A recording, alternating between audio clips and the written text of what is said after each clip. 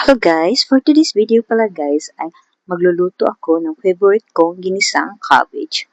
First guys is ginisa ko muna yung karne together with the ingredients like onion, garlic, spring onion, and pepper. Ayan guys. Then nilagyan ko lang pala ng toyo guys para mag golden brown siya guys. Tingnan. Pinirito kong siya guys until it's tender. Antay-antay mo na ng ilang minutes guys. Ayan para medyo sumarap. Then, I put water para talaga kumulo siya, guys.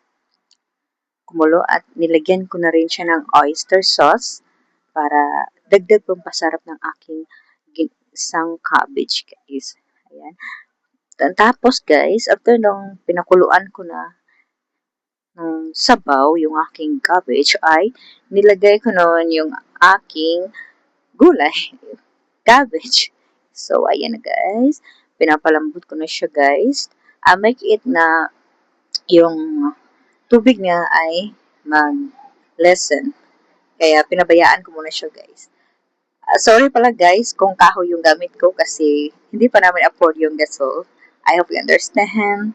Thank you for watching guys. I hope you enjoy my video.